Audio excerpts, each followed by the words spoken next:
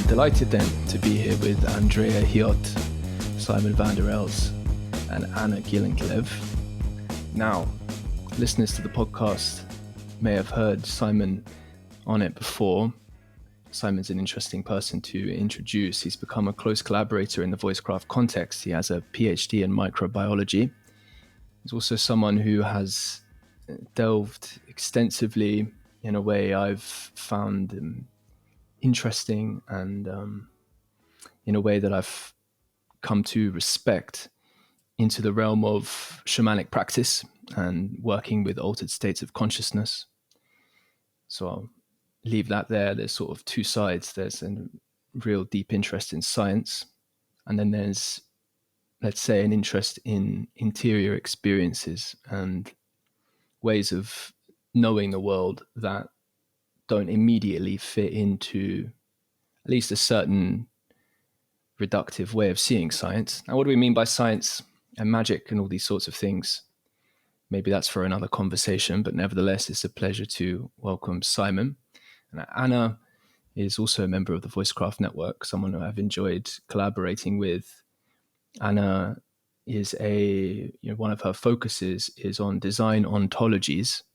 Now, that's something that in the course of the conversation may or may not come into things. So I'm looking forward to that. And Andrea Hiott is the host of Love and Philosophy, which in many respects speaks for itself. We had an awesome conversation a few months ago. And so we're gathering together as a four for the first time. And the topic to open our dialogue is presence. Now, recently on the podcast and in the network, but in the previous episode that was released, the title was to do with revolutionary subjectivity.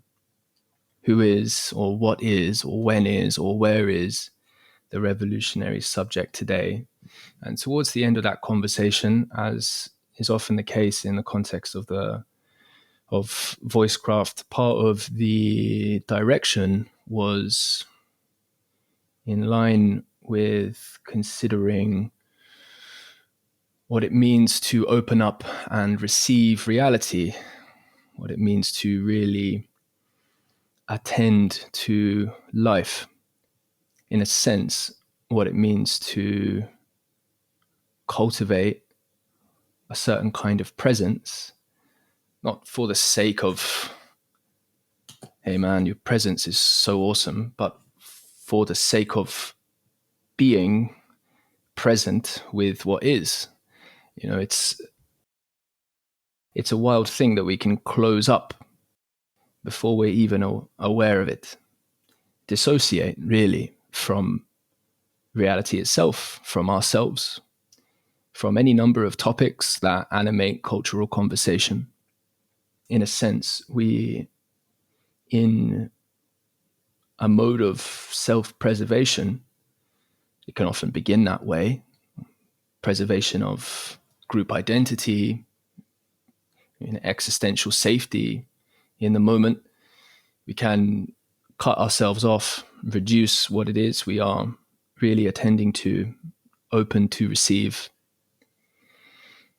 in order to play by the rules, in order to stay on the right side of a certain kind of good expression. What becomes of communication? What becomes of culture? What becomes of relationality? What becomes of life when we do that too much? And so presence in the context of philosophy, presence in the context of what we're doing right now, presence in the context of what it is to tune in and maybe listen to a conversation where you might not know the people and the topic isn't necessarily all that clear. How does this apply? Why is this relevant? Why is it interesting to listen into something which is opening up the question of this phenomenon, presence? Now, Andrea, before we began, I was mentioning that sometimes tuning into voicecraft, not in every conversation, but certainly every so often, tuning in can be like tuning into a bit of an unusual frequency. You mentioned that was something you were interested to explore. And I should say as well that this topic was inspired by you listening to a conversation that Simon and I had a year and a bit ago. So, yeah, how do you bring yourself to this topic? What interests you about it? It's very nice to welcome you. Thank you, Tim. It's really wonderful to meet Simon and Anna. And I think what you said about being a philosopher as if it's different than linking people is interesting, because maybe that's actually a kind of philosophy. Maybe that's even like the best kind of philosophy, because I think that relates to this kind of presence of when we come into presence with other people, we can notice other parts of ourselves, or even start to expand them maybe. And I think that's connected to that unusual frequency idea.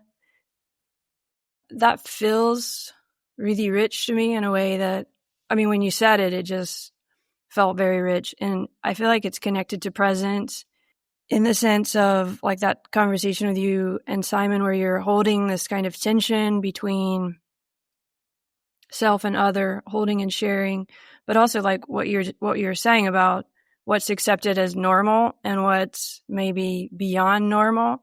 What's the usual frequency that we're all in, which is probably different for everyone.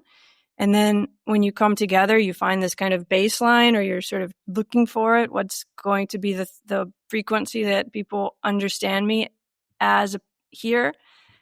And then when you think about it philosophically, that unusual sense becomes really interesting for me, and what can open there, and how that changes self and other, and how if there's a kind of trust maybe, which I've felt in your, again, I'm very new to the voicecraft world, and I'm very thankful to have found it.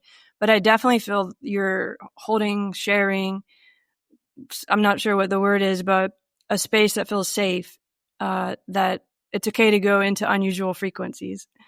And I don't know if that is presence, or if that's a way of helping people stay present, discovering what presence is. There's a lot of different thoughts that come to mind there, but that's the first part I would just say for now. Yeah, I appreciate that. I think that opens things up very nicely. Simon, if you're to tune in, you know, one of the things I really appreciate about dialoguing with Simon is that he'll often allow images to come through. Now, what we mean by images is interesting. You know, like we could explore what is meant by allowing images to come through in an interesting way. But, you know, without putting you on the spot. And the thing is, it's not putting you on the spot, because it's literally just the nature of what your cognition does in these contexts. But it's kind of a curious thing to make that explicit. I don't know if that's interesting for people. Now you've been listening, you know, tuning into this conversation a little bit. What comes through for you in relation to this topic? And we'll see how that can maybe structure or illuminate potentials for dialogue and understanding. Yeah, excellent. Main thing I was doing in also just arriving here, I was just situating my physical body and becoming very aware of how I am sitting, grounded, yes or no. And I've been noticing that my right leg is in quite a bit of tension. And I was trying to sit with the tension of the right leg and the calf, what it's doing. Then, so sort of a sense of being tethered to the ground. Because if I want to receive imagery, or if imagery wants to sort of make itself known to me, it always works better if I'm actually touching the floor with both feet. So I was doing that. And as the two of you were speaking, I was sort of feeling what is coming across and how my body is responding. And again, the image I'm getting is very much influenced by what is currently active in my body. So I woke up fairly late this morning and I had a coffee. So my body is caffeinated, while at the same time I fast. So it's just caffeine or just coffee that is active in my body. And I had a brush in with COVID last week, and my general sense of energy in my body and feeling energized is still low. So there's this strange combination of this anxiety induced by coffee, by caffeine, with a tired body, but it is receiving quite a lot. And so what I'm feeling is this almost like this, where the pressure lives in the front of my body is there's this containment. And what I'm feeling in relation to presence is, where am I speaking from? What part of me is speaking? And what is that part connected to? An evening ago, I held a session where we communicated with fossil carbon. And I noticed that if I spoke from that place, I can still feel them. It's almost like a tendril that reaches into the body. I can feel it somewhere around here. And then the whole quality of my experience changes. And then sometimes that comes across in voice as well and in presence. And so if I'm speaking from that place, I'm a very different person than if I'm speaking from the contained anxiety, caffeinated anxiety. And what is that blending with? And how often are we aware of what we are coming with into conversation? So I think I'm trying to be very aware of what am I bringing, and being aware of what am I sort of connected to. And the main feeling I'm getting with presence is often like people come with their stories, and maybe their intellectual stories. And I've read this book and I know this fact and I know this thing. And they blend with the person. But how much of the person is there? Like what is really coming in? And the person going down into the physical person and the body is interwoven with all the microbes in their GI tract, linked to the soil microbiota, linked to all the air that they're breathing, linked to the whole. So all the doors open, and it's like, who am I actually present with? What is coming through here? So that's my main, say, opening. Yeah, well, from here on out, maybe I'll step in at times to ask a question, but in general, the invitation is to just, speak when you feel moved to. In this case, it would be great to invite Anna, if you're open to share some voice in this. There's a link there I could imagine you wanting to explore, but you can take it in another direction if you like. But the link being, I know to some of your work and thinking, is a lot to do with the assumptions that may be implicit in words we use, like presence or imagination, how we think about the future, which might not necessarily be examined. And so Simon's sort of, in this case, inviting relation with what he is bringing, but as well what others are bringing. And there's a question of who we are in relation that's wrapped up in that. But with those links made, is there maybe something you want to bring in? Yeah, thank you. I think I will continue to sort of build on what Simon started to talk about, because you also you said something like depending on what you speak from. But then what comes to my mind is we also speak without words. So body language, like I see you speaking with me even if I don't hear you give voice to that. So then I started to think about, like, I go up very early. I go up like 5:30 and go out for a run or a walk, 5Ks. And then depending on what I think about, like my focus point during that run or walk, I will communicate or feel in different ways. So for example, if I think about the air, like how it comes into my lungs, I feel sometimes this air today is very heavy. It's a lot of like chemicals or cars have, maybe it's been more heavily trafficked on that morning.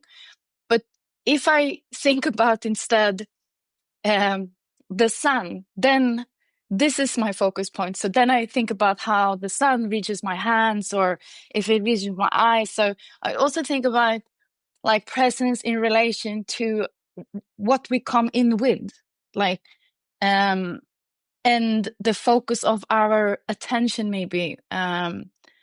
So yeah, I think that our focus points also dictates maybe or decide somehow where our presence will be at that specific moment, because we cannot be everywhere.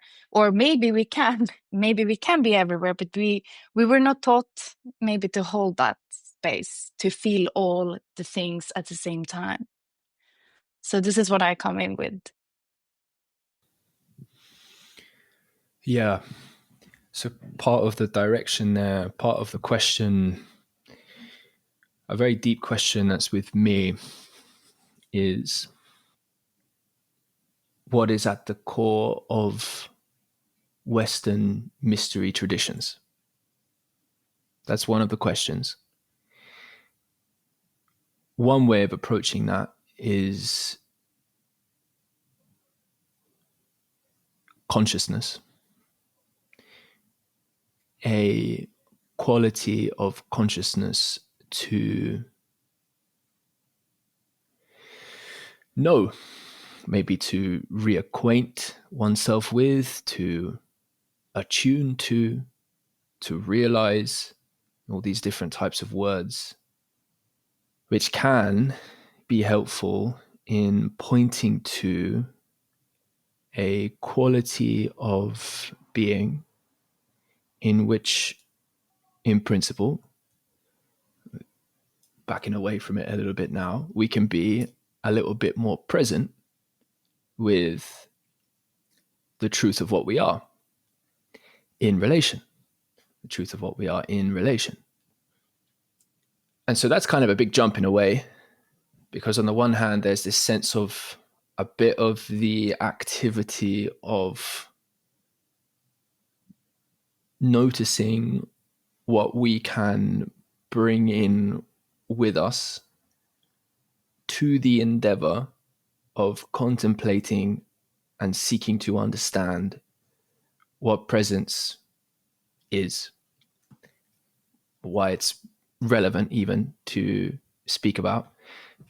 And then what I've done now is chuck in, words which have a lot of provocative contention and mystery associated with them.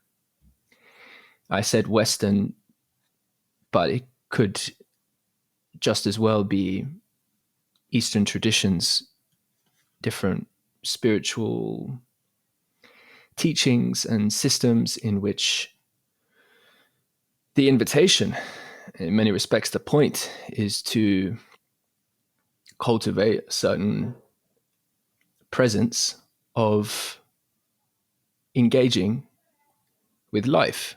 Now, people can get importantly all hung up on, oh, isn't that so individualistic? If you hear it as, one of the things Dave Snowden will speak about is kind of lotus eating, which I take to be a sort of self-important attitude to one's own experiences and contemplations, which are meaningfully divorced from practical activity, real relating with others, material and ecology, something like that. And that's not what I'm speaking about. But I ask this as a question because one of the things I'm wondering about is, what is it to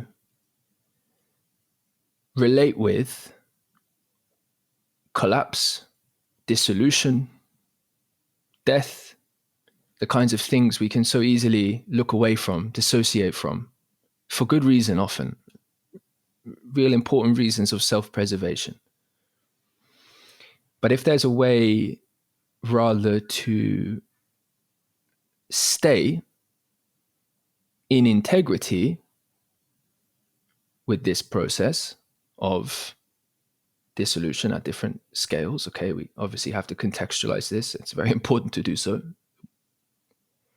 Then it would seem to me that the language of presence and the care about cultivating a capacity to be with and participate in transformation in that way offers a kind of potential for relating with dissolution, collapse, death in a manner that could be far more enabling of life and new beginnings and potential and good times. Yeah, good times, meaningful times. So that's why I'm going to chuck those few things into the space. Of course, there's so much that could be said in relation, many different ways to interpret these types of things. What do we mean?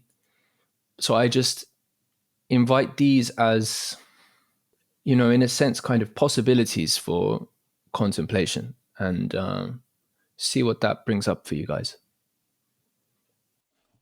Well, I'll just talk. Because what Simon and Anna were saying about where they were and being in their body and how what they've experienced since they woke up until now is not separable from present. And at the same time, there was something in there too about like almost an agency of where you could put your attention, and then you shift into another channel of your history. So as they were talking and as you were just talking to him, I was imagining this like these sort of glowing like threads, from our lives coming into us right now. And then we're in this moment, and you can sort of shift channels. Like if you want to think about something that a discussion I just had yesterday, for example, about caring for things and noticing the world around us, then I shift into a different sort of presence. And it's interesting to think that we're all doing that with where we've been over these past weeks or our whole lives.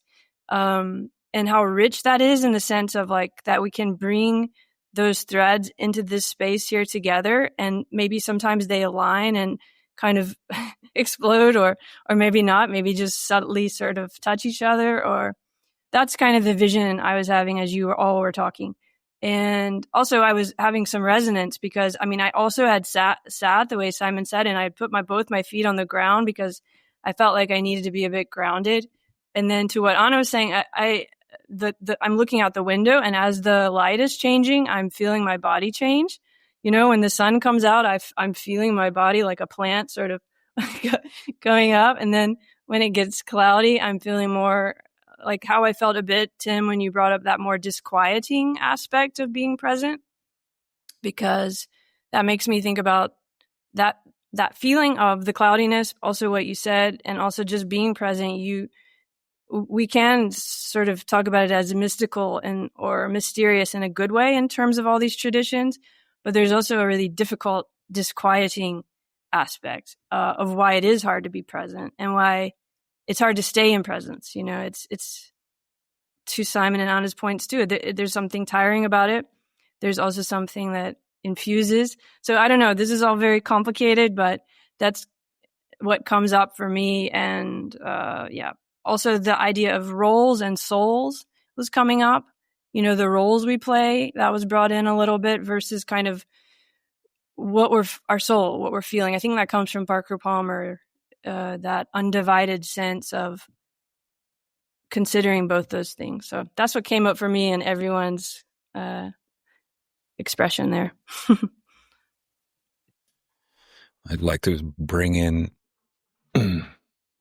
so the phenomenology in my current state is still one of very high energy, and it almost feels like I'm sort of riding it without pushing it one way or the other. And so the moment I started to speak, I noticed that it shifts. So it's actually, I think, words wanting to come out.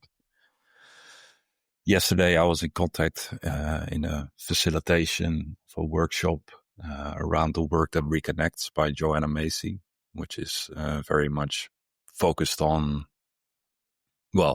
dealing, or let's say metabolizing collective grief around, state of the world, or the way life seems to be changing on the planet. And honoring our pain for the world is one very important step of that process.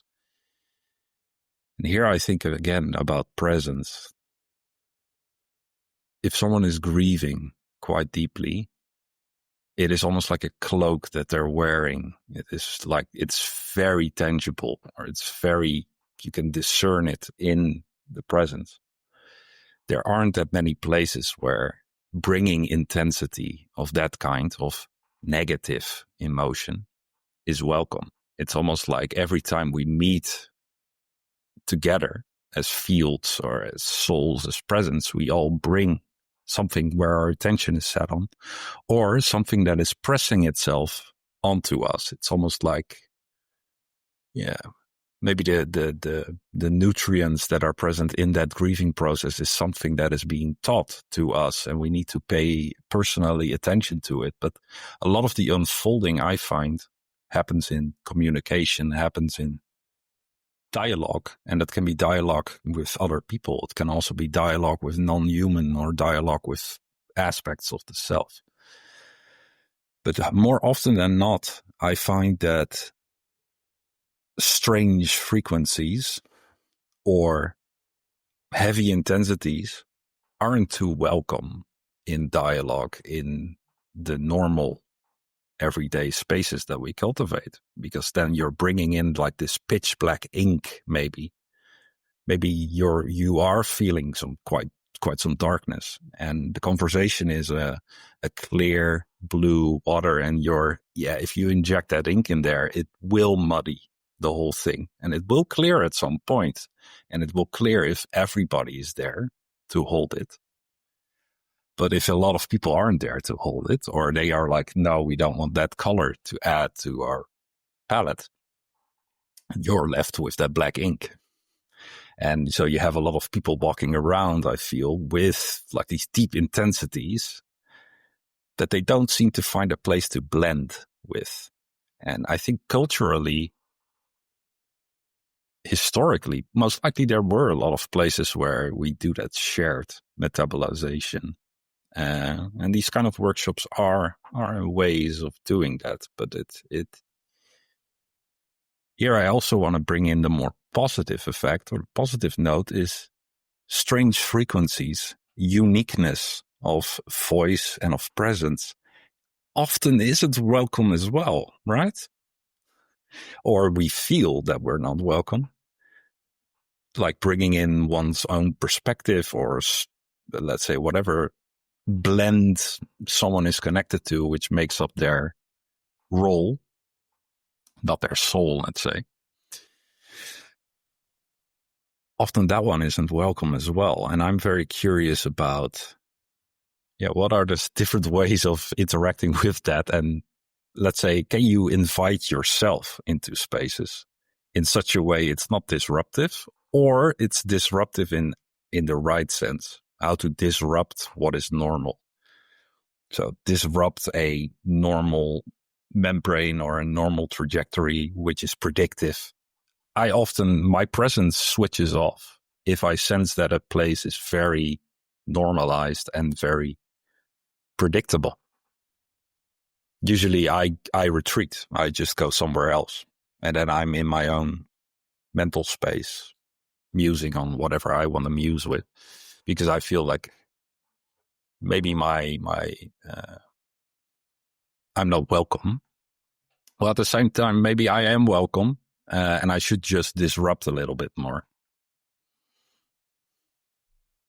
So that's what I'm thinking. Can you give me an example of a space where where this happens, like a more specific space, so I can see it?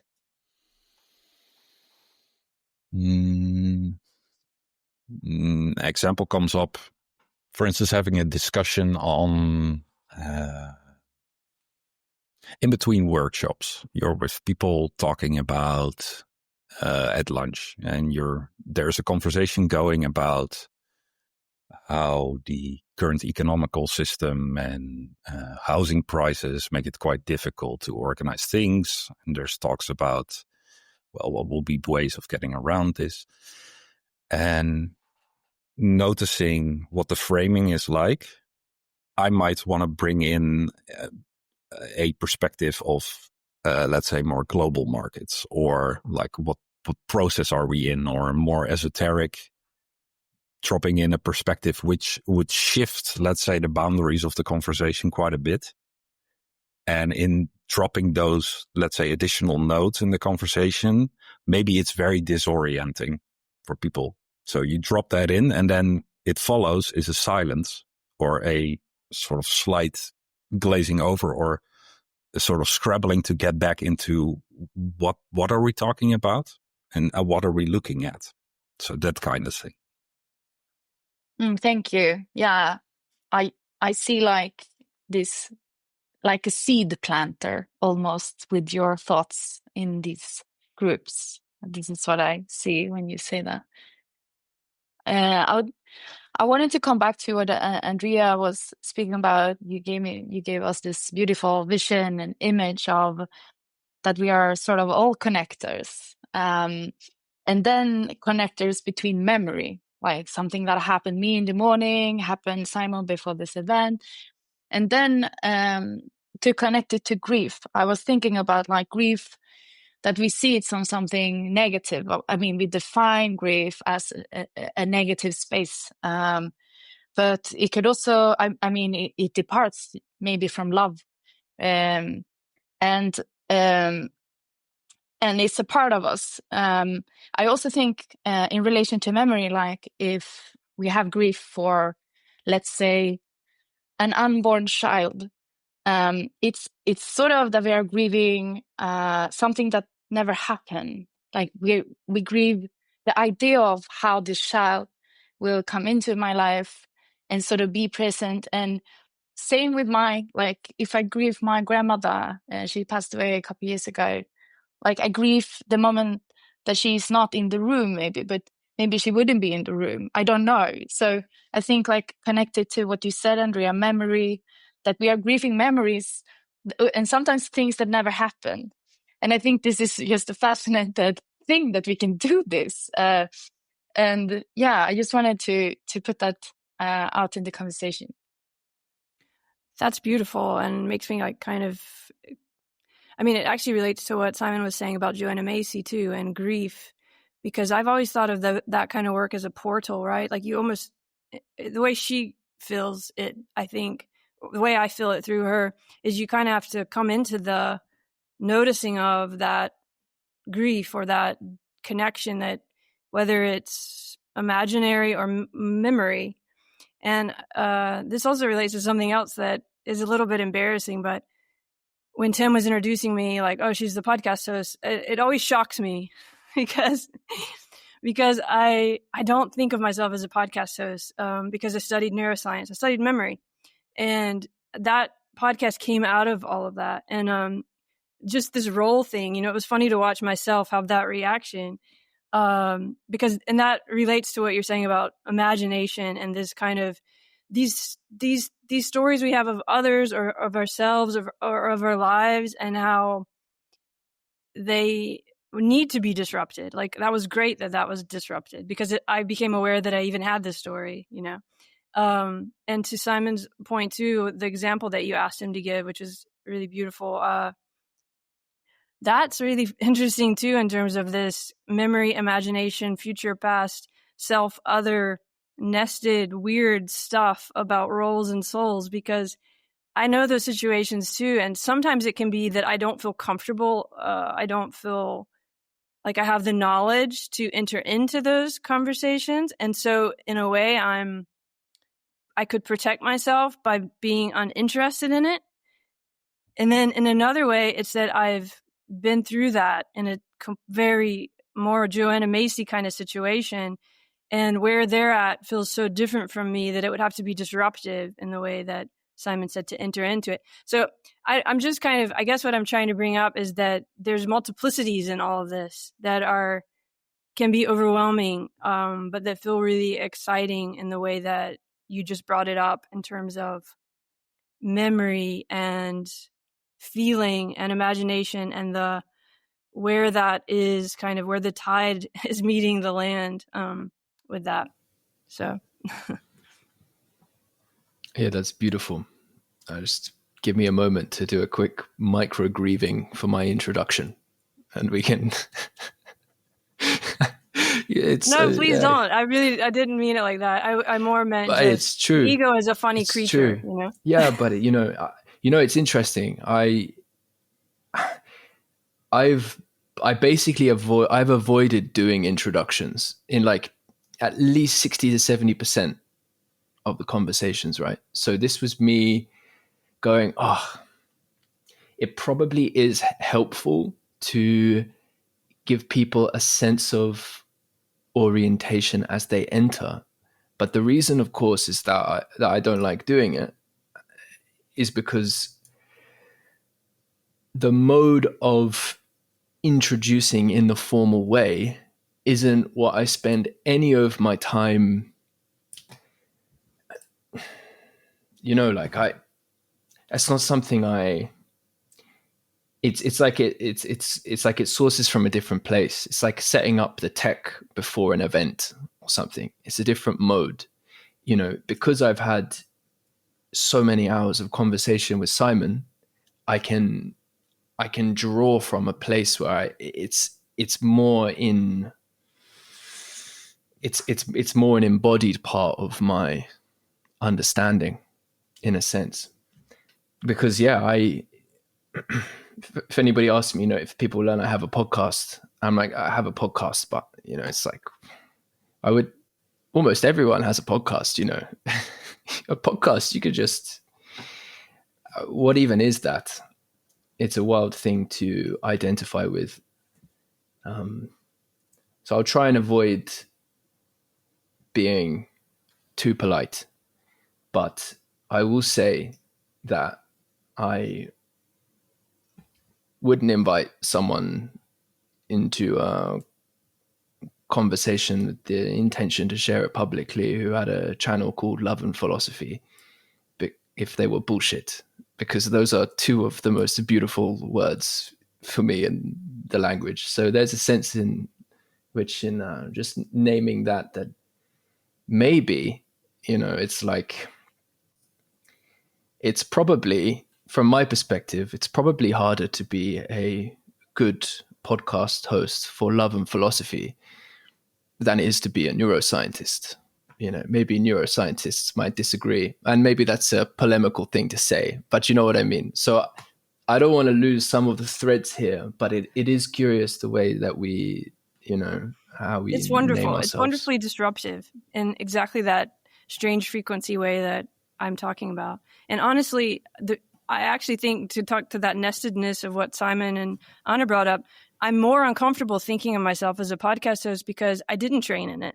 And I don't know how to have conversations, and it just happened, So actually, it's more of a compliment, really, if I could really actually take on that role. But because I didn't train for it, and I have no, it just, I feel like in the way that we were talking about that discomfort. So actually, I think it's wonderful that you brought it up, and that, that now I'm having to look at all these layers of discomfort. So it fits very well with what we've been trying to say, I think, about roles and soul, and where's the presence in that, right? And all that history that we're bringing here, that we try to set up in like little kind of, this is who Simon is, this is who Anna is, this is who Andrea is, this is who Tim is, which is impossible, but that we feel we have to do that. It's interesting. Yeah, it's this pre-shaping, this sort of, here's an outfit that I would like you to wear. If it's done with that intention, it can also be an evocation of presence. Like if you speak towards some aspects of a person, you're calling it literally into the room. So I'm very curious what has been called into this space.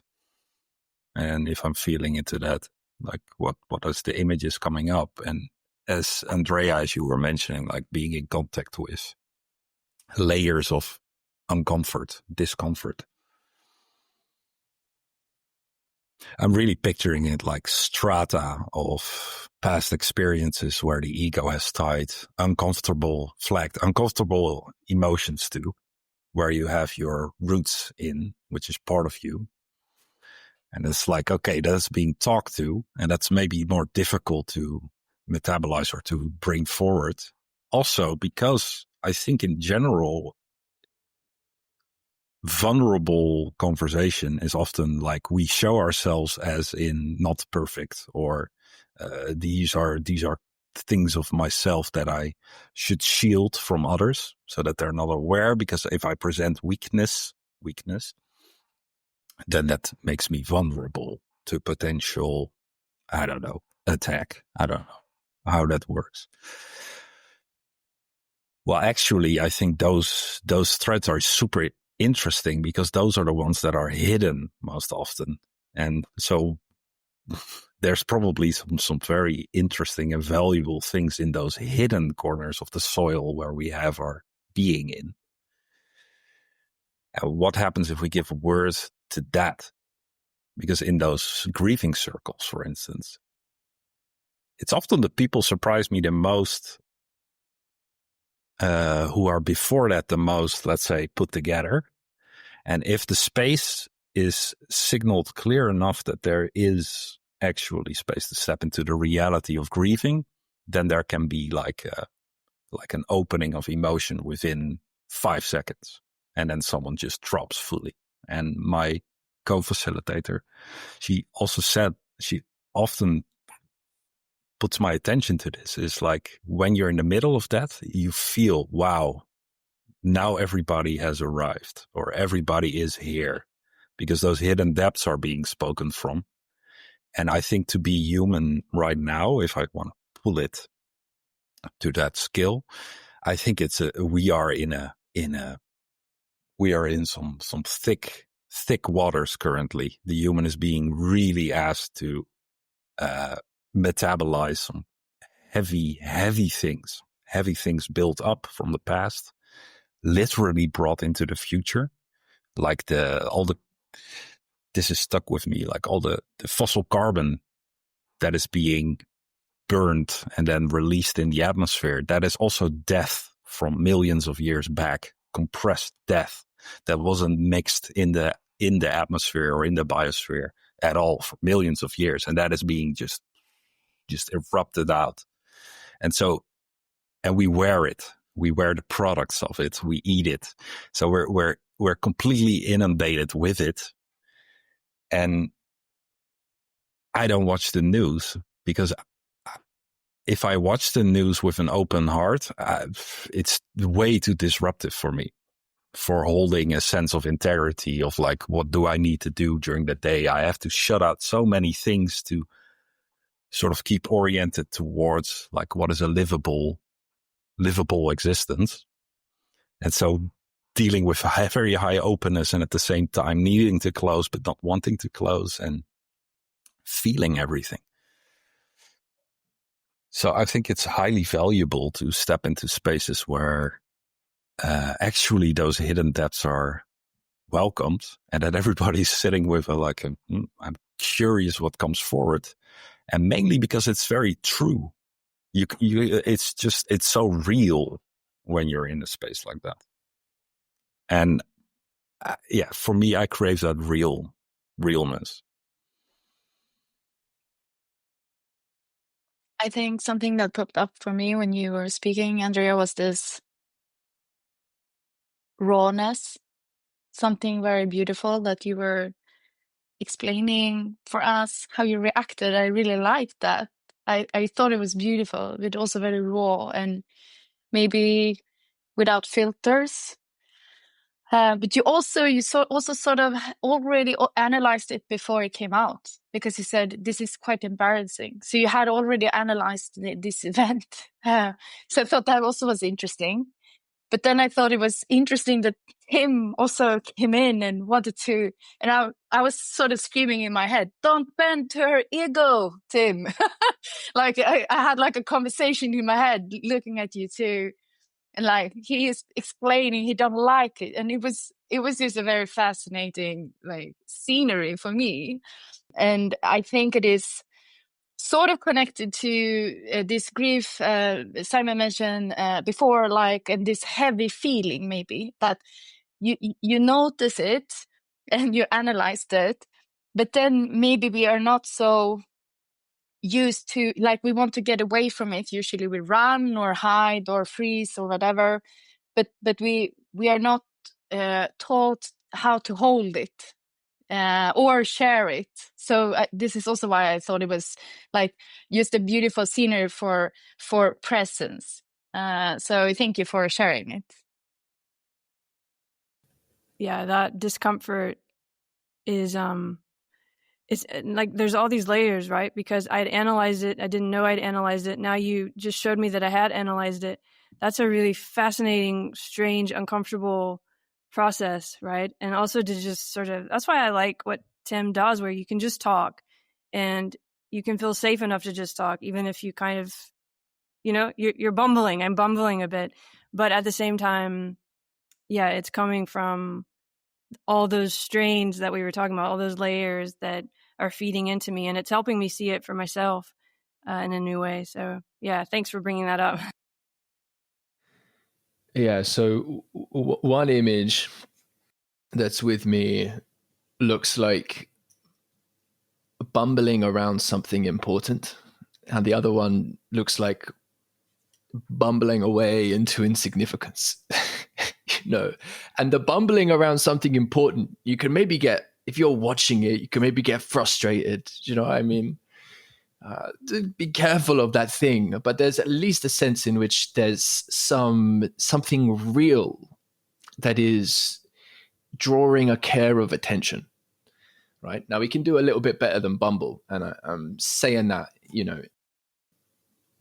Well, look, another way to look at it is this.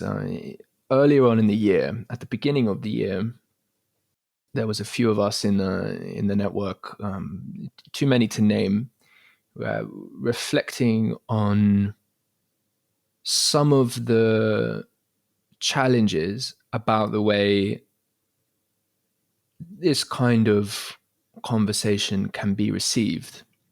And OG Rose took to use the language of orbiting to describe what is in different contexts. You know, the Jungian context will talk about circumambulation, wandering around a center. And you look at mandalas and the different way labyrinths or architecture can be designed. And there's this beautiful, I don't know if the right word is labyrinth, but it's a maze of a kind that's put together by the Yarra River, not too far away from where I live. And it's quite a sacred place because it's an opportunity to, with intention, go on a journey that if you walk all the way around again and again, sometimes go this way, okay, doesn't look like I'm getting closer toward the center, but I'm still on the quest. I'm staying with intention. I'm on the journey. Eventually you come to the center. And all along the way is part of the process of transformation. Sometimes jumping straight there is too quick of a jump. And actually, maybe we're not sure what's in the center, or at least at the level of how to name it. And if we're going together, then being really careful and sensitive with respect to staying in presence as we uncover and strengthen a sense of what it is we're in relation to. Well, it's so critical. Is there another way? I mean, what are we doing here? Life isn't something to be solved exactly, right? We all meet each other on various different journeys, and yet somehow those journeys combine and interweave. And of course, they're influenced by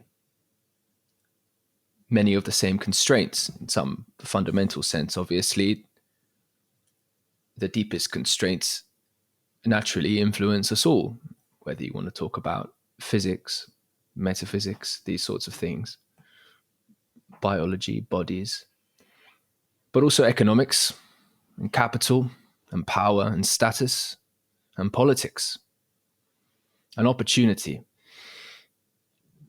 scarcity, all these different elements which can be part of what is conditioning consciously, and most of the time far less consciously, what it is we can bring into awareness,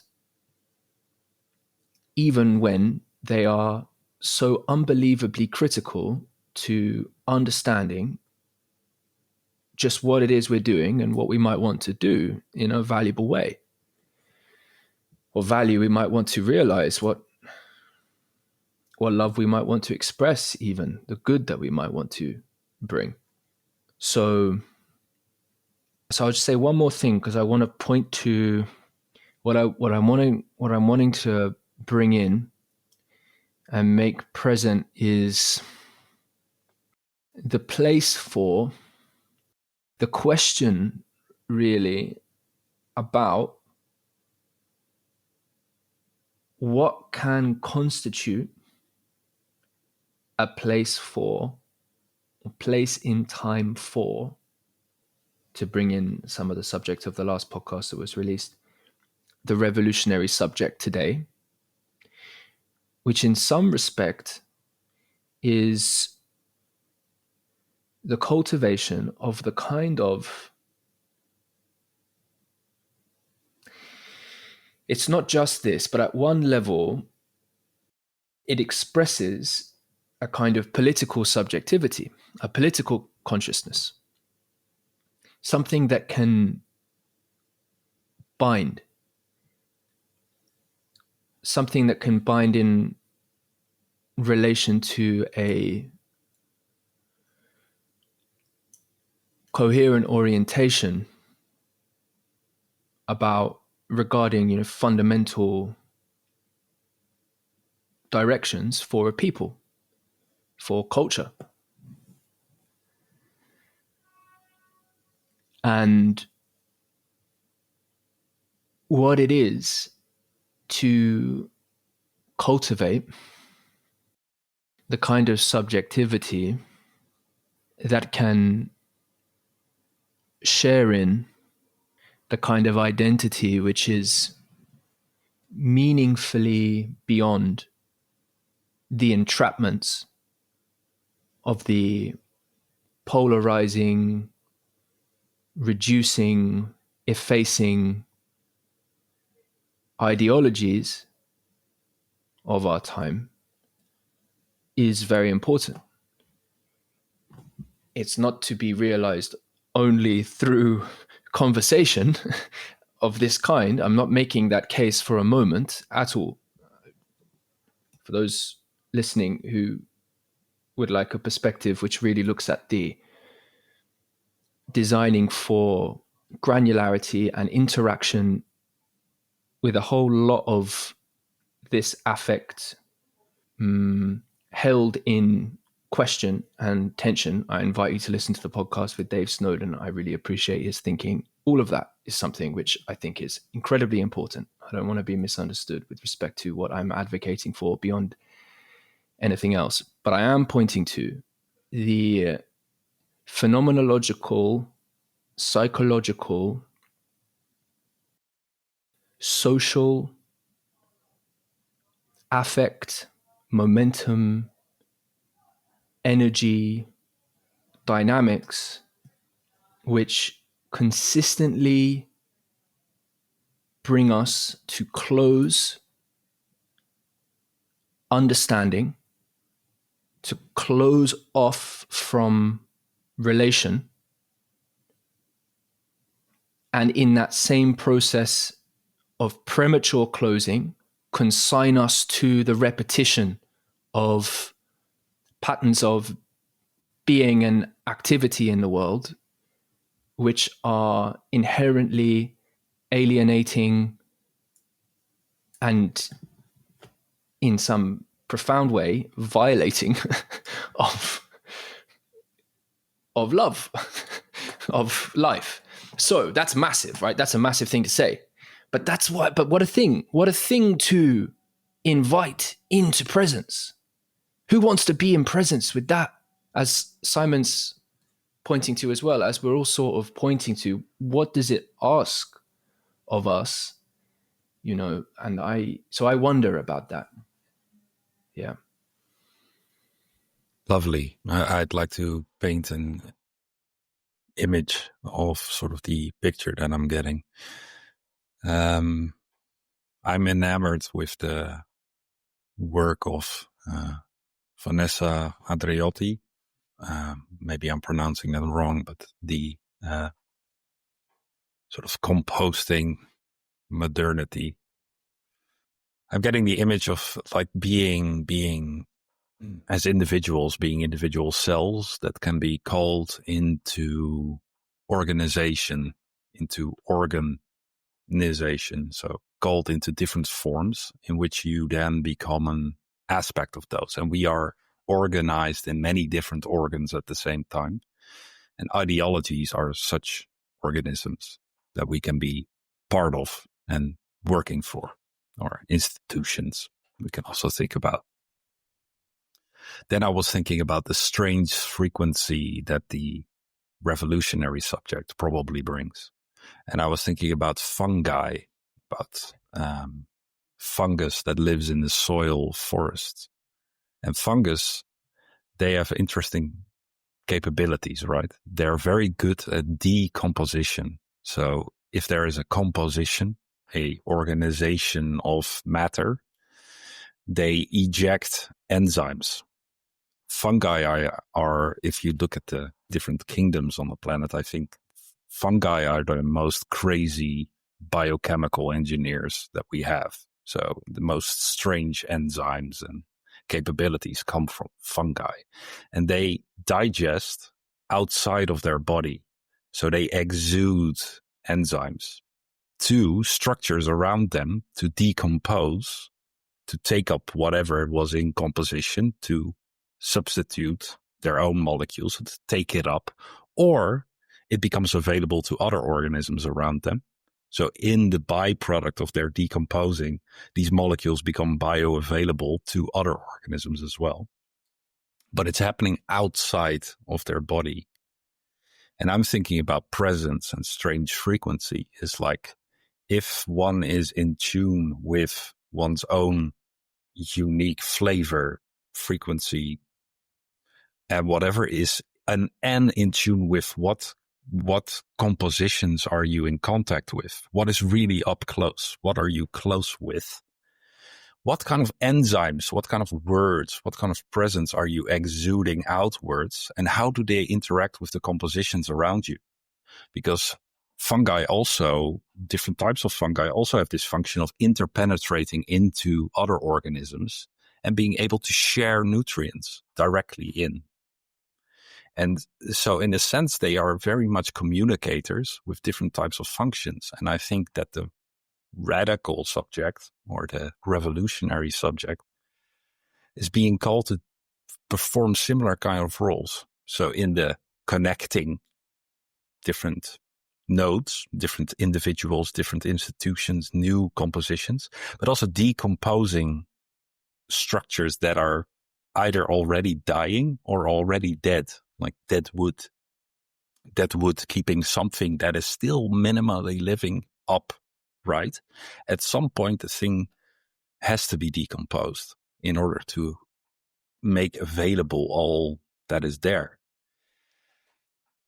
And so bringing it back to presence, I think presence is then the discernment of what am I being called to do in this situation? Am I called to disrupt? Am I called to introduce a little bit of analysis, lysis, breaking into parts? Am I being called to synthesize, bringing parts together? Parts that I'm bringing, but parts that I see in my surroundings, the fields that I'm carrying with me.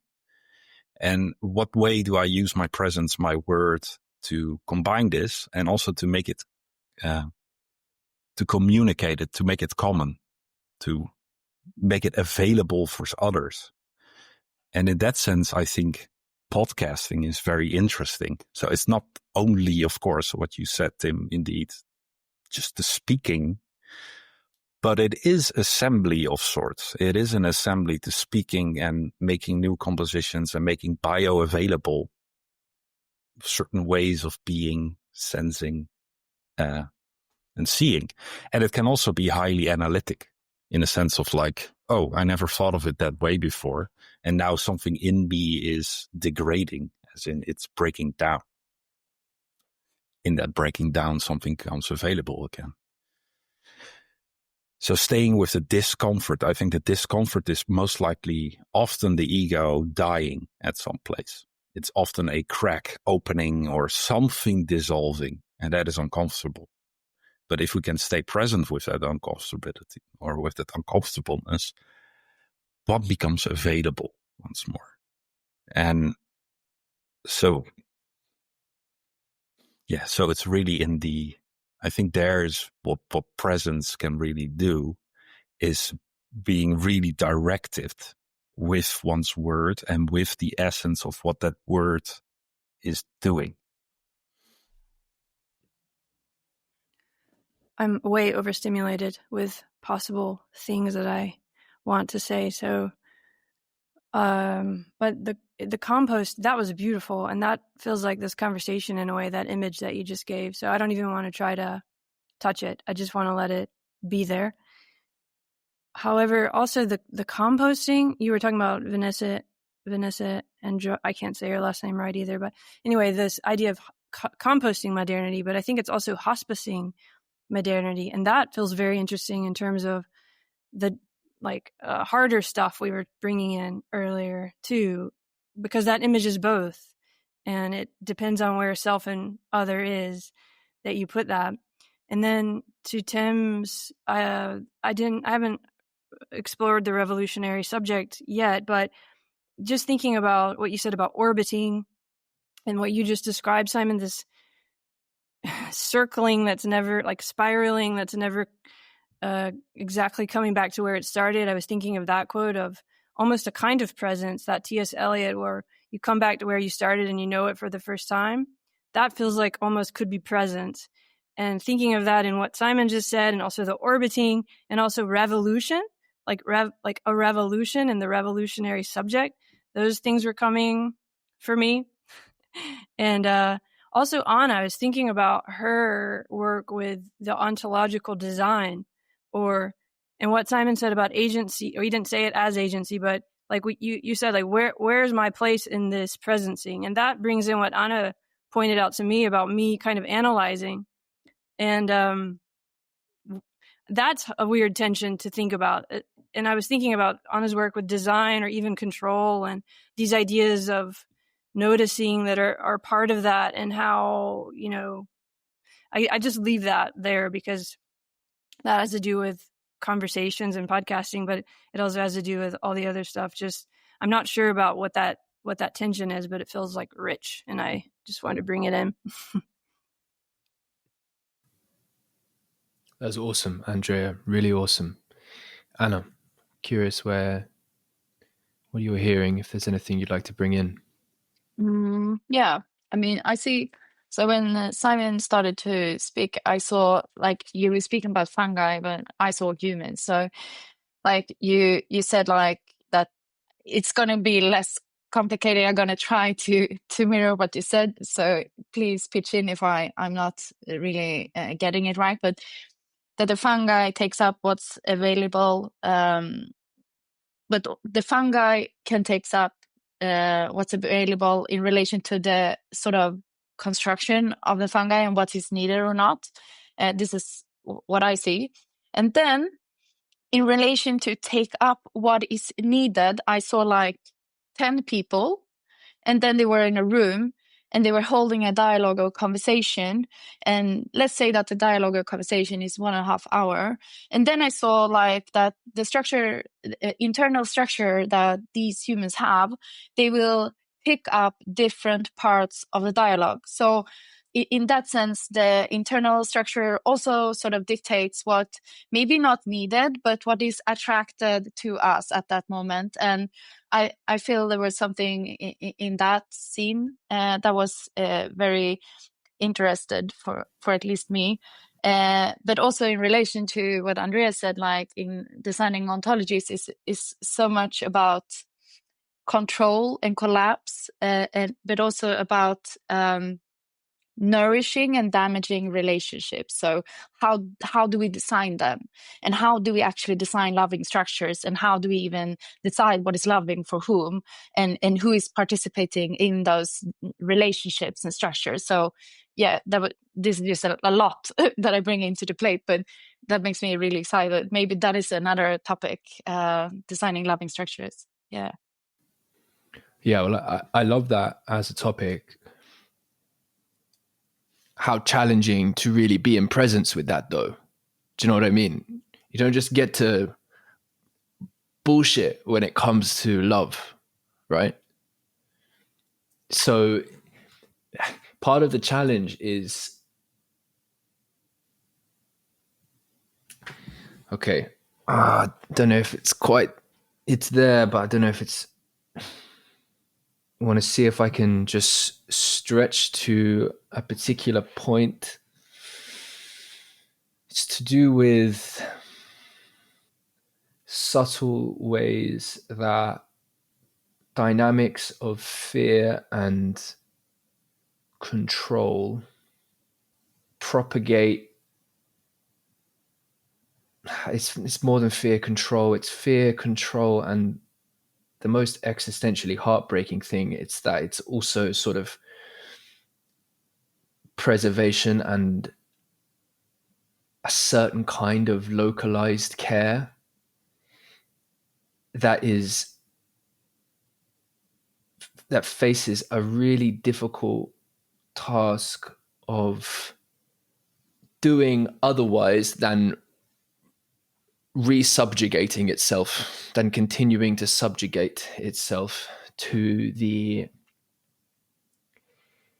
dynamics of control and fear of rocking the boat in a corrupted system that one is mostly dissociated from. And part of the challenge, and this is where I'm really pushing into something that I am still clarifying in a very esoteric way when it comes to language, is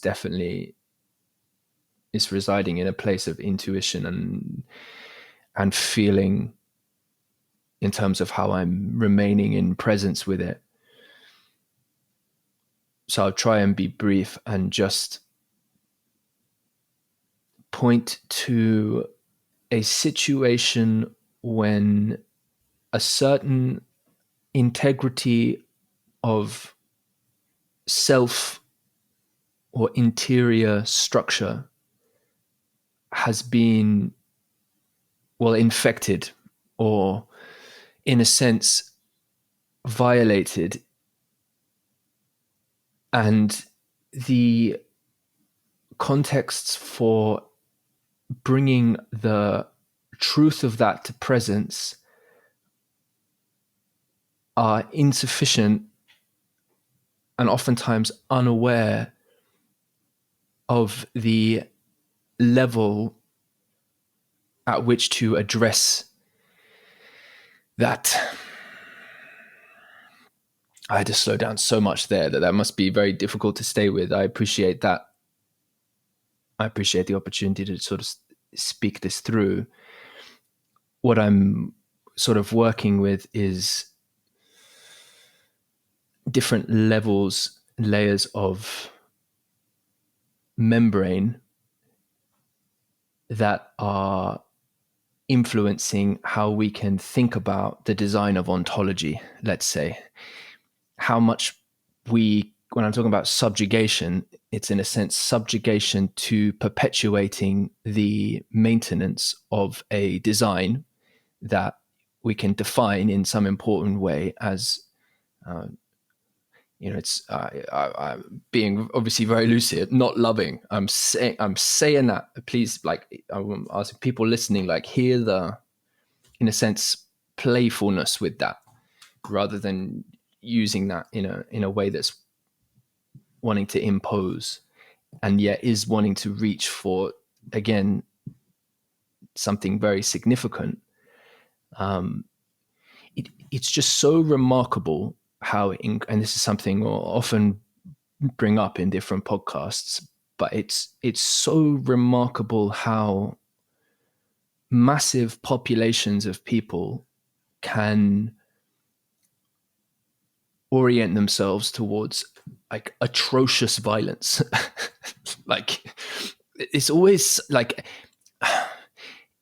having conversations, for instance, about, love and design and these sorts of things, and any kind of politics, the notion of revolution. And I love seeing revolution from that perspective of return, and the links to orbiting there is beautiful. And that's certainly really important, I think, to keep in mind, because it helps with a certain flexibility of working with the meanings that are involved.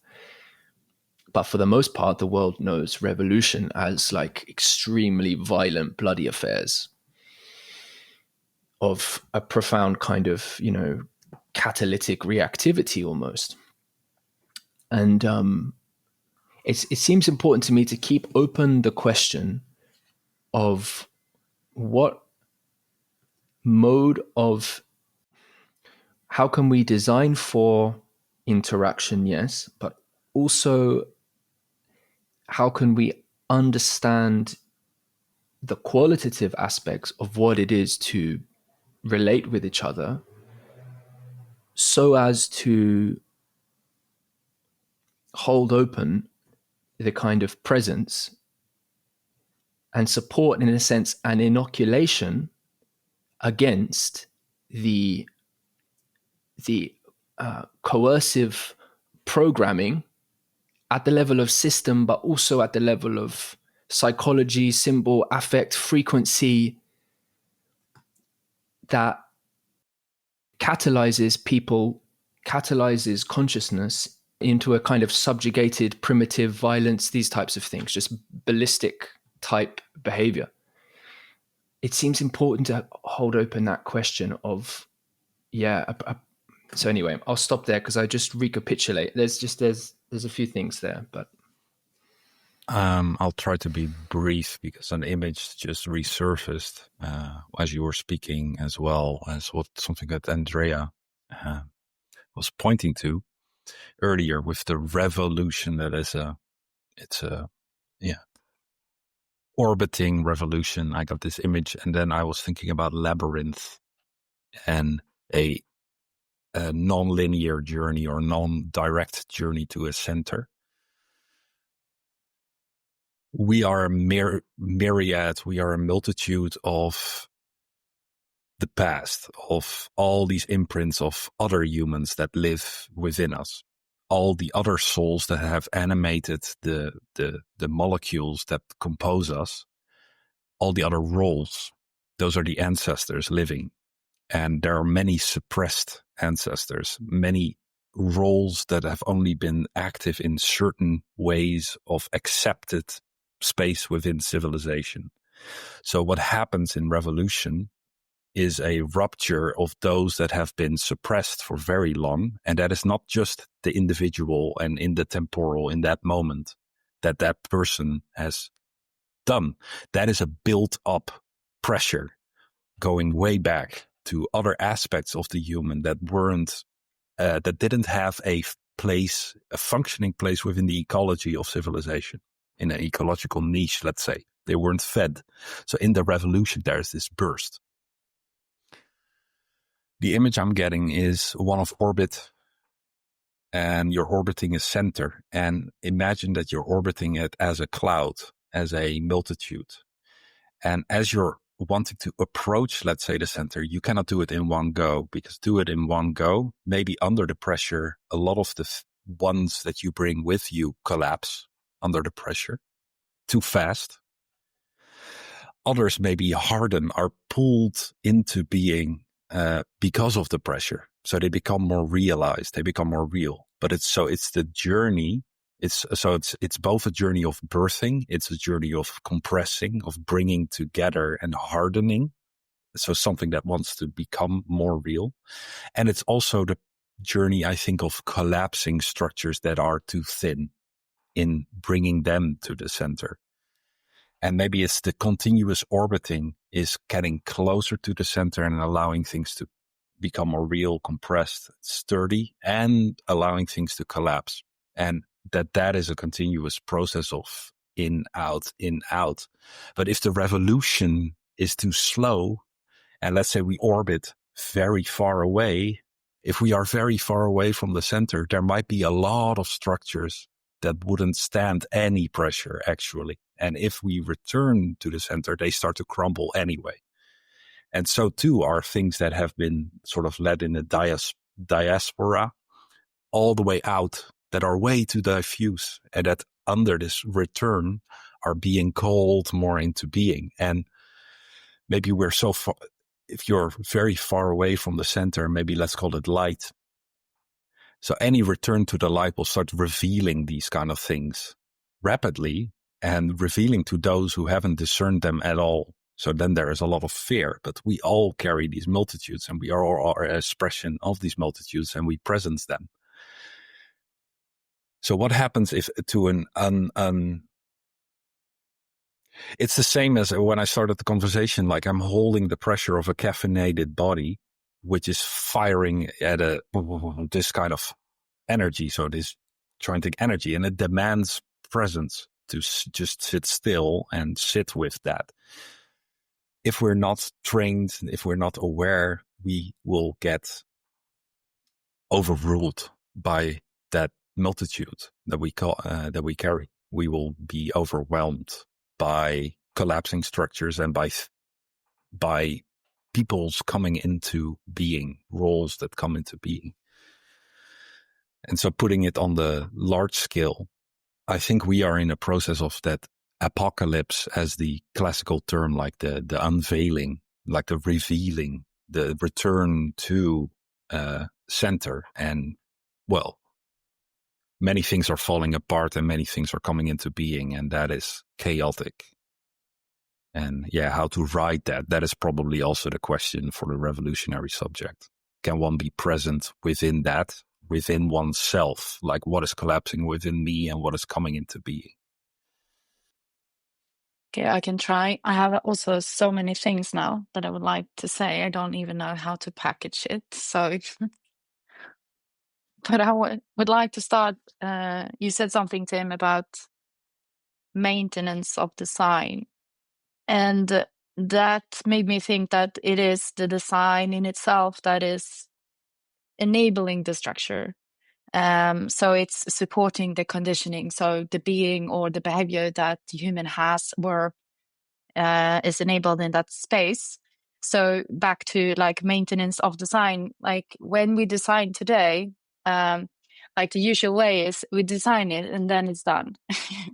There is no maintenance. So, and there is no, almost no refinement or going back and looking at the structure, and I see this as like a huge miss, and this is something that we lack, because if we are to be viewing humans as sort of living systems, because we are, and that we are evolving. I mean, no one can argue against that. Things are created all the time, technology, innovation, it doesn't matter, products. Then we also need to have a structure that actually enables us to give birth or collapse. So back to what Simon said, like in order for us to become something else, there needs to be a collapse of something. And in that sense, from a design perspective, I view sort of humans as a fractal being. So we have patterns, they are just rolling, and frame by frame by frame to another pattern emerge, and then that is rolling. And I see these frames as sceneries, like and in that sense, we then need design to help us collapse. And then this makes me think of stars, like when they collapse, they expand, and then I mean, so this is where I'm at.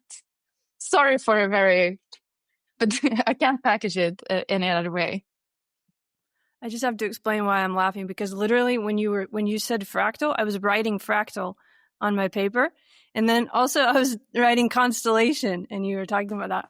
So it's those images were coming for me too, and with Simon and with what you were saying, and also the frequency, the strange frequency, with what you were describing with that or constellatory, almost gravity-like way. Well, it's almost impossible to think of fractally, but somehow that's what we need to try to do, because it's happening in what you described is not just like a linear one-time thing. It's happening at so many places at the same time, and this is what can feel so overwhelming. You know, that word you've said a few times, Simon, that I wanted to bring up, because, and also when Tim was talking, I was feeling very like grounded, but grounded in a sense of how do I even say it? There's something so important here. I mean, that I don't exactly know how to talk about, but it feels very related to that edge where a lot of us are at with the overwhelm and the way the frequencies are changing in those constellations and fractals because of that, and how it's really hard to hold right now. And we need to try to hold it. And yet at the same time, like you were saying, to just survive and kind of get through the day, you have to design, you have to design some way of doing that now, which is so I think what we're talking about, and with like this ontological design or how to design these spaces, can sound really not cold, but like we're, structuring, scaffolding, but it feels to me so important and how to hold the labyrinth with the revolutions and how to hold all this together. And that reminds me of like this more transcendent realm, remembering it's still there, even in all this movement we've been talking about, something's holding that. We're sharing that.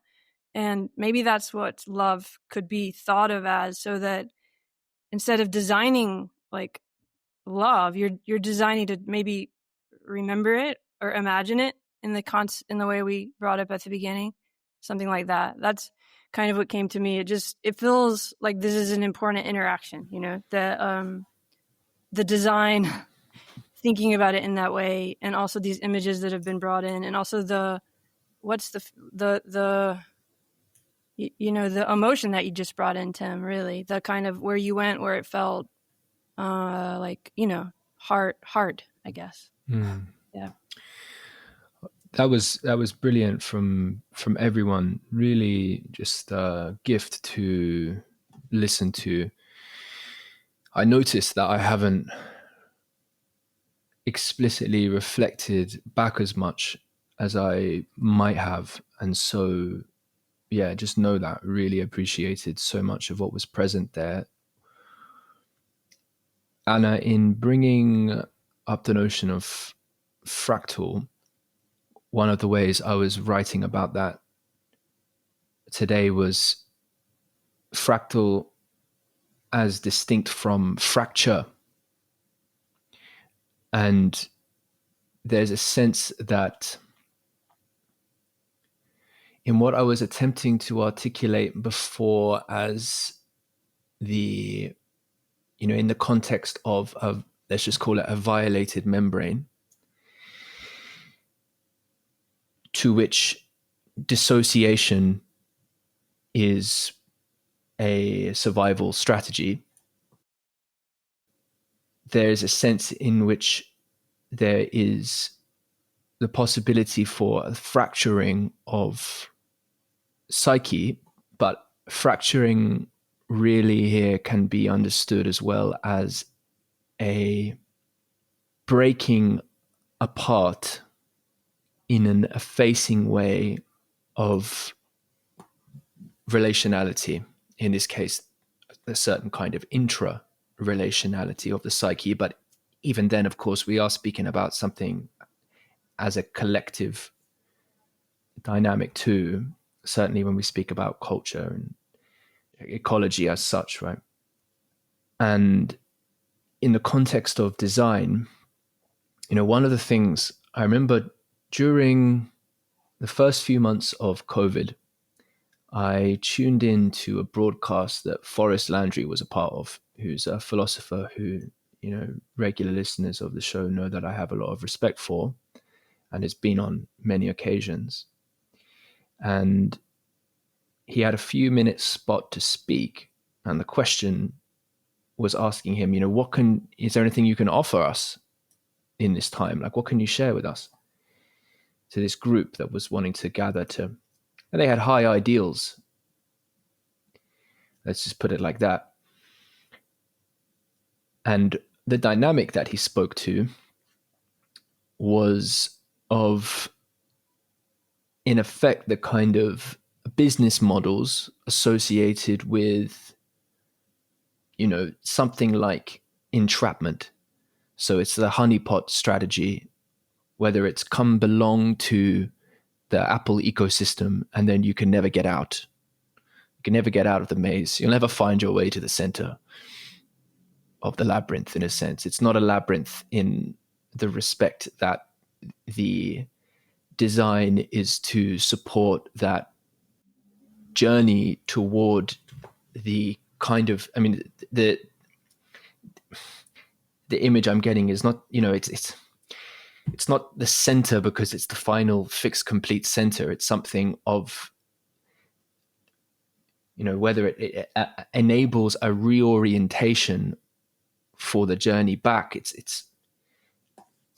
I'm going to leave that there. There's a much better way, openings to poetically language that in a much more rich way.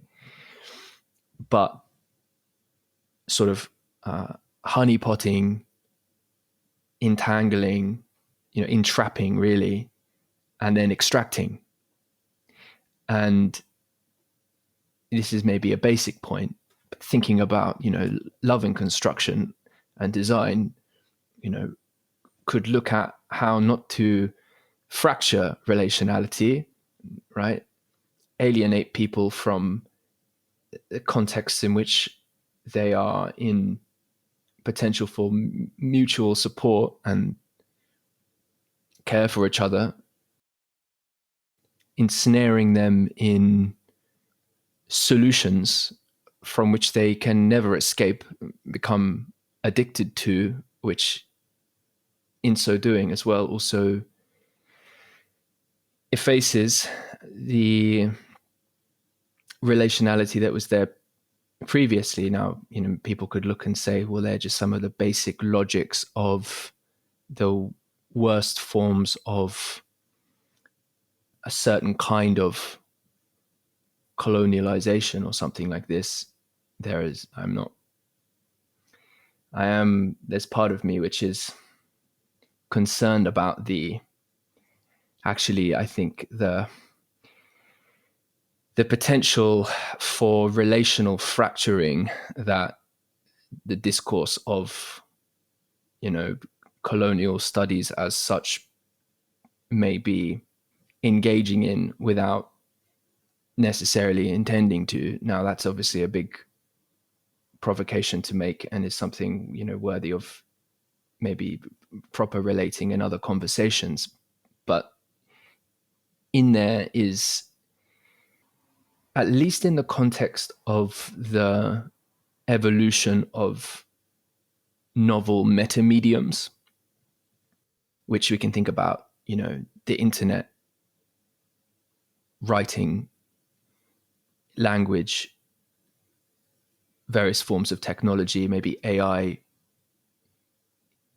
in combination with advanced robotics and maybe space travel, maybe the permutations of what the internet may become in the context of a dead internet in which essentially nothing public can be trusted. And we're looking at sort of closed network dynamics of communication, attempting to send missives across to each other. Whatever permutations in, let's say, the ontology of the mediums that we communicate through, is what I'm kind of pointing towards, that these things can change, and that in a sense we seem to be part of a evolutionary relational process at the human level. Also, maybe you can think at the level of Gaia, in which novel contexts to step into and, in that sense, design look a lot like maybe opportunities to, I don't know, step into territory that hasn't been lived in before, or what does it look like to attempt to challenge norms in newly occupied communicational territories. These are some of the things I'm pointing to, and there are dynamics in there which all of a sudden start to bring in elements of the political. Do you know what I mean? In the back door, all of a sudden. Anyway, so where are we at? Why don't we invite some reflections from everyone? Yeah. So I was thinking, one of my passion areas is business models. I study them a lot, specifically in relationship to data mining processes. And I think when you were speaking about business models, I was thinking about how we sort of capitalize on attention. We have a lot of products nowadays that are sort of attracting our attention, and I think a lot about how this affects society as a whole. Like, if you spend X amount of time, let's say just 8 to 10 hours a day, which is true in Sweden for some groups, on your phone, it doesn't matter. And it's different business models, but all of them are sort of designed to keep your attention span in that specific space. It could also be Netflix, not only social media.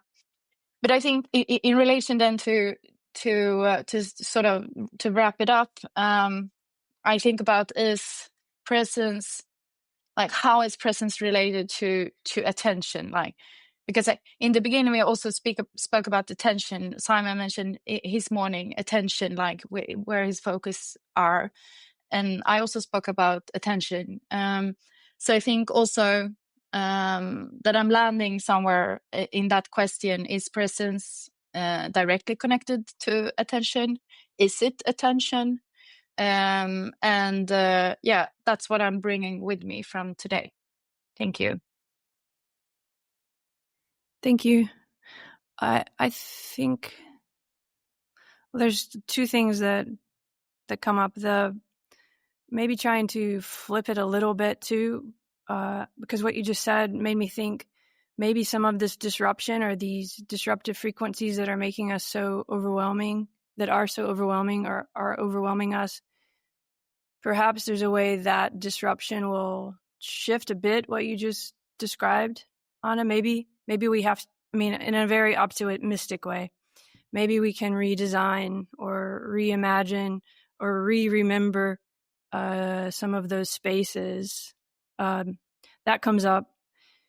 And then another thing that was coming a lot when Tim and both Anna and Tim were talking was this maintenance. You said this word maintenance, I think, Anna, and thinking about that in terms of, because I just had this discussion about The Care of Things, which is a great book, but I won't go into that. But they make a distinction in that book between when something needs to be repaired and maintenance.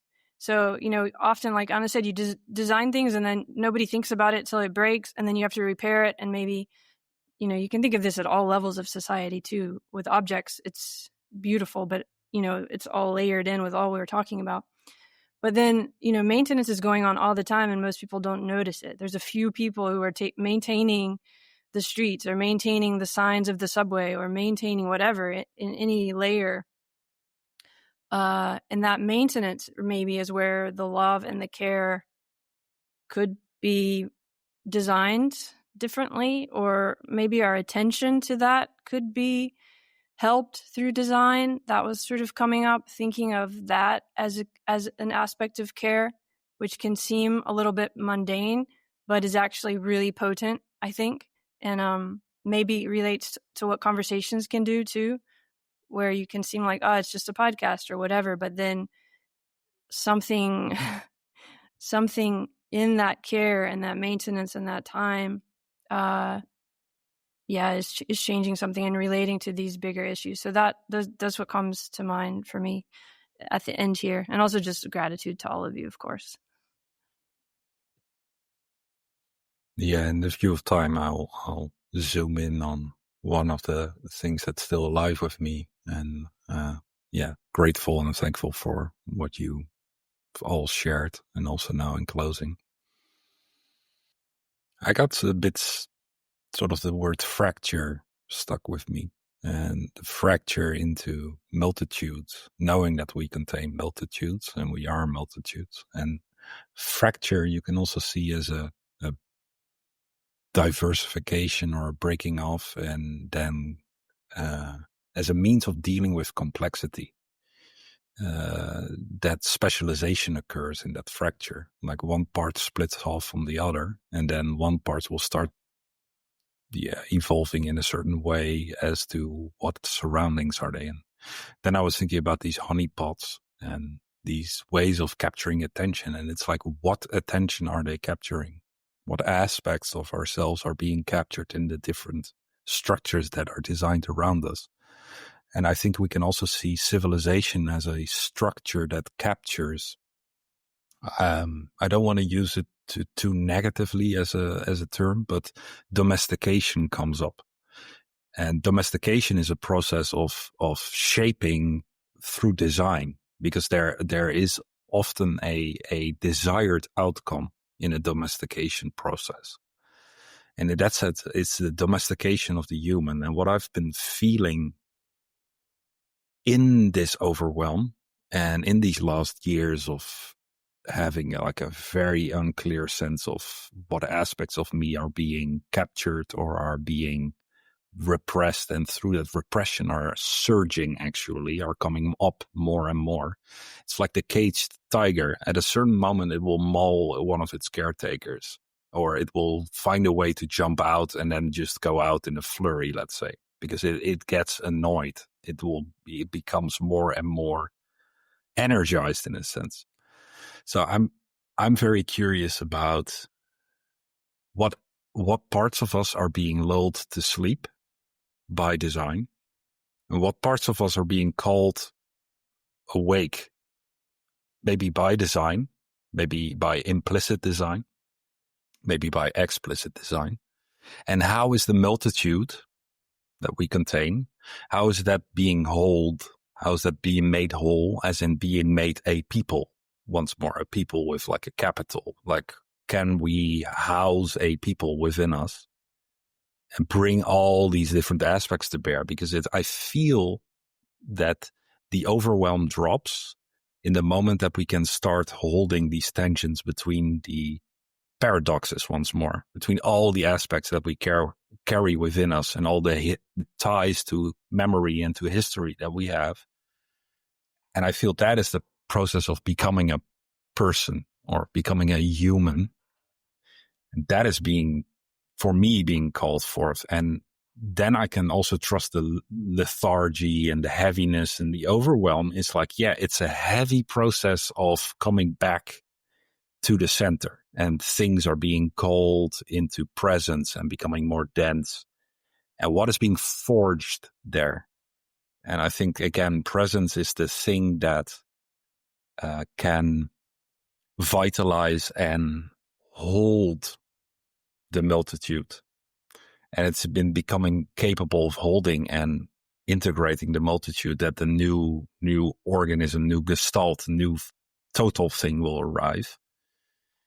And that will arrive through individuals doing that, creating those loving structures which vitalize and which don't act as a means of just only speaking to parts of us. We can design what parts of us do we want to invoke and become and enliven within spaces.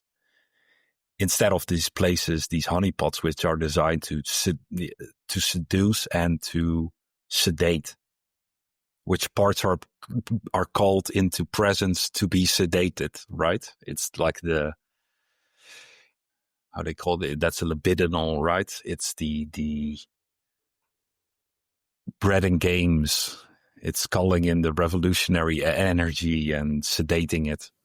Hunger Games. Yeah, try to put things into flow so it doesn't come near the structure. It doesn't damage the structure. But the good thing is that when we are in orbit of these kind of systems that seduce and sedate, we are, in a sense, in very close proximity. So we can produce those enzymes which break down and which seep into the cracks and start to search for the weaknesses. Mm. Yeah, really well said, Simon. Well, it's been an awesome conversation. There's a sentence here in a paragraph I wrote on dissociation I'd quite like to read out just because it touches on awareness at the end. There's more I'd like to share, Anna, you might find interesting on that point. So if you don't mind, I'll just read it, a couple of sentences.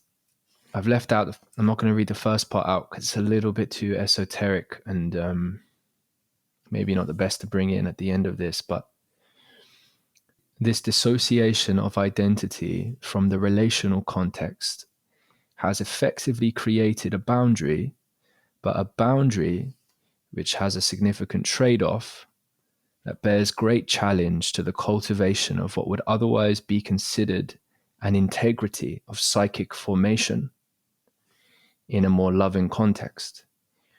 In other words, fracture has occurred in the fractal structure, and the structure itself works to keep the memory or consciousness of the fracture from coming into awareness. So obviously that's not able to speak to everything by any stretch, but yeah, in part of what Simon is pointing to is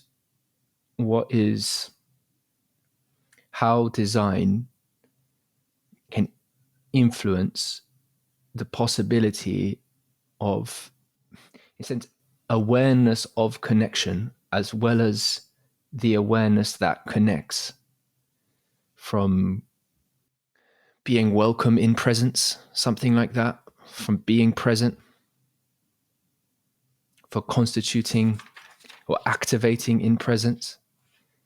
Anyway, there's more obviously that would be very interesting to share, but